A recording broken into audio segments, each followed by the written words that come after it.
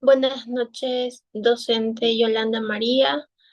Mi persona les va a hablar sobre la teoría del delito, que es un tema que hemos abordado en este curso de Derecho Penal, parte general. Bueno, cuando hablamos de la teoría del delito, nos referimos a todas las categorías o elementos del delito y cada uno de estos elementos es el que determina la definición del delito en sí. Eh,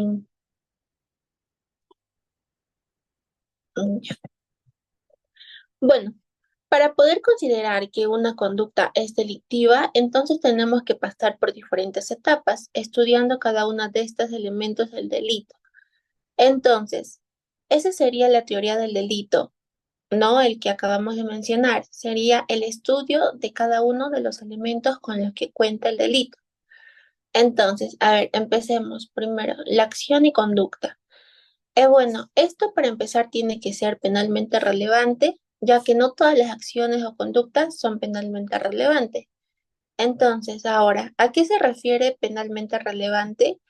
Es cuando es de interés del derecho penal. Un ejemplo, vamos a dar un ejemplo para que se pueda entender mejor, es que, bueno, yo ahora no me estoy moviendo, lo cual sería, todos los movimientos que estoy haciendo ahora sería una conducta que no tiene absolutamente nada que ver con el derecho penal. Pero si yo cojo un arma de fuego y disparo contra una persona, ahí sí sería diferente. Entonces, ahí sí tendría que ver con el derecho penal. Bueno, entonces, cuando hablamos de una acción o una conducta, estamos hablando del inicio de la evaluación de los elementos del delito. En otras palabras, a la acción se le añade lo que se ve la presentación, se le añade la tipicidad, la antijuricidad y la culpabilidad.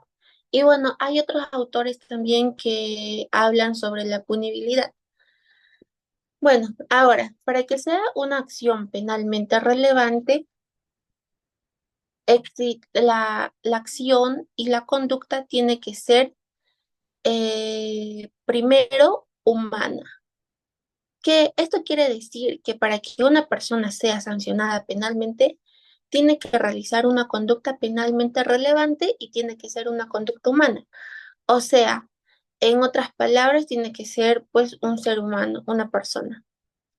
Y en segundo requisito para que sea penalmente relevante es que tiene que ser voluntaria. Estos son dos requisitos muy importantes, ya que si estamos ante una conducta que no tenga voluntad, no podemos hablar de una conducta penalmente relevante. Por lo tanto, el derecho penal no intervendría ni participaría. Ahora, tenemos que considerar que toda conducta genera una acción, ya que tenemos que ver que en el derecho penal se establecen delitos comisivos y también los delitos omisivos. En el caso de los delitos comisivos, como se puede observar en la presentación, creo que no habría ningún inconveniente, ya que, a ver, un ejemplo, yo quiero sustraer la billetera de otra persona y lo hago. Entonces estaría cometiendo el delito de hurto, porque estoy realizando un acto determinado. O, a ver, otro ejemplo, yo quiero matar a una persona, entonces le disparo y le mato. Ahí también estaría realizando un delito comisivo, ya que sería un homicidio por comisión. Ahora, los delitos de omisión, omisivos, es cuando la persona no hace algo y recibe un reproche penal.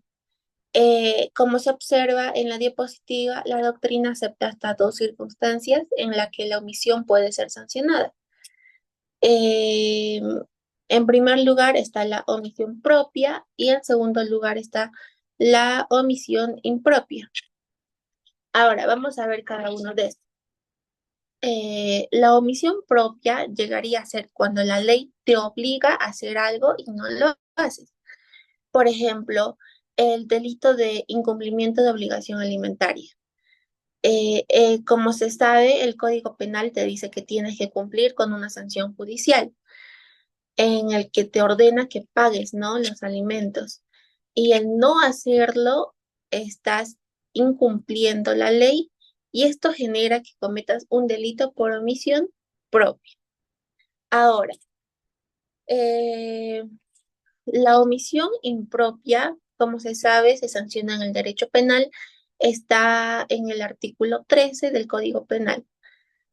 La omisión impropia se da cuando el sujeto tiene una posición de garante, ¿no? Como ahí lo señala en la diapositiva.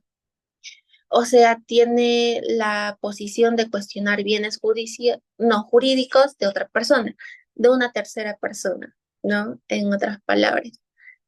Eh, y al no hacerlo, estaría incumpliendo con esta obligación. Entonces, a ver, para entenderlo mejor, un ejemplo sería que una enfermera descuida a su paciente y a consecuencia de esto el paciente fallece. Entonces, pero la enfermera tenía la obligación de cuidar al paciente. Y entonces esto sería un delito de homicidio por omisión impropia, ¿no? Porque la enfermera es una tercera persona que tiene la obligación de cuidar al paciente. Y al no hacerlo, estaría pues cometiendo ese delito de homicidio por omisión impropia. Ahora, como ya comentamos, para que sea una acción o conducta penalmente relevante, tiene que ser una conducta humana y una conducta voluntaria. Cuando hablamos de voluntad, que es muy importante, podemos considerar doctrinariamente que hay tres casos que la doctrina considera que no hay voluntad en el accionar de una persona.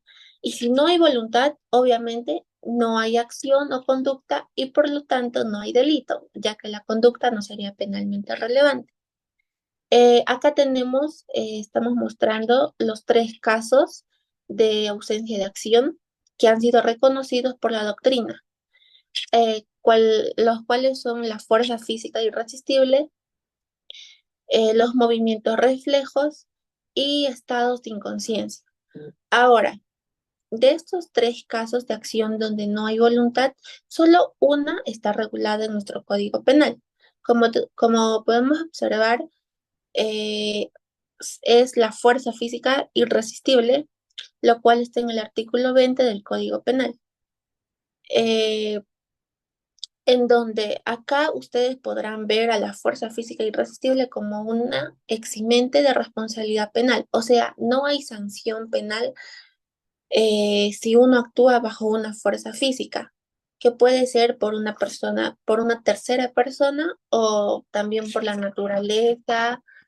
Un claro ejemplo puede ser el corriente de aire, un terremoto, y pues no pueda contener, ¿no? No pueda controlar. O también cuando actúa una tercera persona, cuando una tercera persona ejerce, ¿no? Esta fuerza física resistible. Ahora, por ejemplo, a ver, un ejemplo para poder entenderlo sería cuando yo estoy bajando por las escaleras, por las gradas, y alguien me empuja, una tercera persona me empuja y yo caigo encima de otra persona y la lesiono. Entonces, yo no sería responsable, no penalmente, por esa conducta. Entonces, esa conducta no sería penalmente relevante porque en este caso no existiría voluntad y habría actuado por una fuerza física irresistible, que es cuando me empujan, ¿no? Ahora, estos dos casos son señalados por la doctrina en donde los movimientos reflejos son movimientos instintivos. Son movimientos que no pasan por los centros cerebrales, por lo tanto no hay voluntad en este movimiento. Y los estados de inconsciencia, como su propio nombre lo dice, ¿no? Es cuando una persona está inconsciente. La doctrina ha tenido que explicar cuando estamos ante un estado de inconsciencia, porque suele confundirse con este estado de inconsciencia con la grave alteración de la conciencia, lo cual llegaría a ser cosas muy distintas, muy diferentes. Entonces, ¿qué es lo que nos dice a lo que se refiere estados de inconsciencia? Genera, ay, disculpa, es cuando una persona generalmente tiene problemas de sueño. Por ejemplo, podría ser una persona sonámbula, ya que no tiene conciencia y no tiene tampoco voluntad. Ahora, la tipicidad, para poder ver si primero, para poder ver si una conducta es delictiva, primero tenemos que ver si esa conducta es penalmente relevante. Ahora, si consideramos que la conducta es humana, voluntaria, penalmente relevante, ahí sí podemos pasar a evaluar cada uno de estos elementos del delito. Y uno de los elementos del delito es la tipicidad, como se puede mostrar en la diapositiva. Acá tenemos que verificar si se reúnen todas las condiciones y requisitos que establece la ley. Por ejemplo, cuando estudiamos un delito como el homicidio simple en el artículo 106 del Código Penal, el que mata a otro, se tiene que cumplir con rigurosidad esa conducta dentro del tipo que hay que comparar el hecho. Eh, Ahora, entonces, ¿qué llegaría a ser el tipo penal? Llegaría a ser la descripción del delito por la ley penal. ¿Y qué llegaría a ser la tipicidad? Esto, como ya lo mencionamos, sería la comparación de un hecho con la ley. Pero bueno, hay muchos delitos que tienen complejidades, ¿no? Y existen diferentes características que tienen que cumplir. Entonces se tienen que evaluar si efectivamente se cumple con todas las características. Si faltara alguna característica, tal vez ya no estaríamos hablando de una conducta típica, sino estaríamos hablando de una conducta atípica, porque no se estaría cumpliendo con los requisitos establecidos en el tipo penal, ¿no? Ahora, ¿qué es la imputación objetiva? Está dentro de la tipicidad objetiva.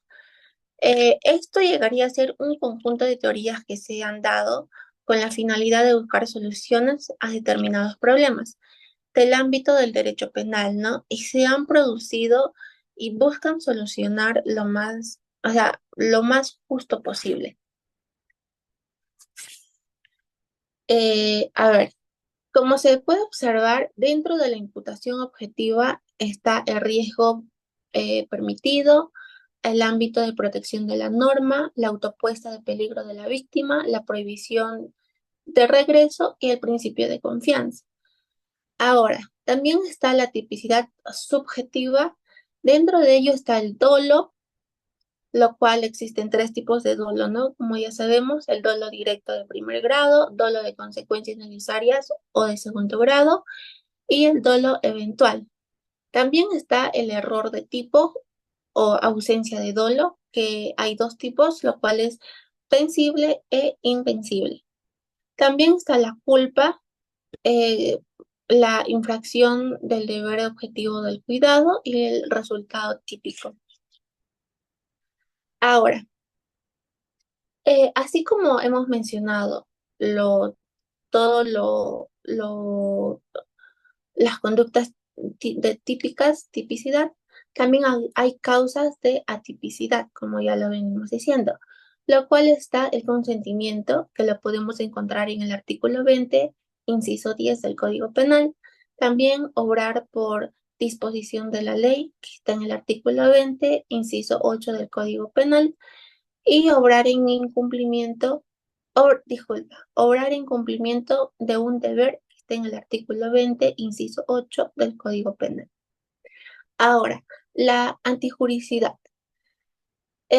Algunas las causas de justificación que está plasmado en el Código Penal es la legítima defensa, que podemos encontrarlo en el artículo 20, inciso 3 del Código Penal, el estado de necesidad justificante, que está en el artículo 20, inciso 4 del Código Penal, y el ejercicio legítimo de un derecho, oficio o cargo, que lo podemos encontrar en el artículo 20, inciso 8 del Código Penal.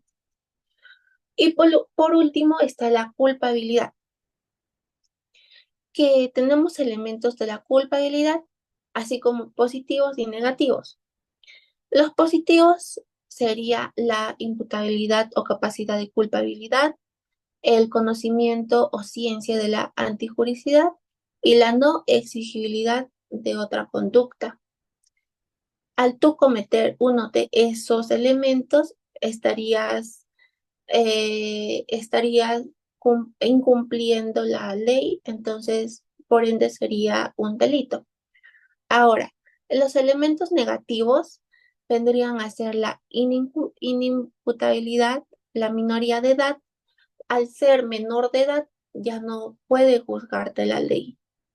Las anomalías psíquicas, la grave alteración de la conciencia, como ya lo venimos diciendo en la anterior, no hay que confundirnos con, no hay que confundirnos con la alteración de la conciencia, ya que son muy distintos.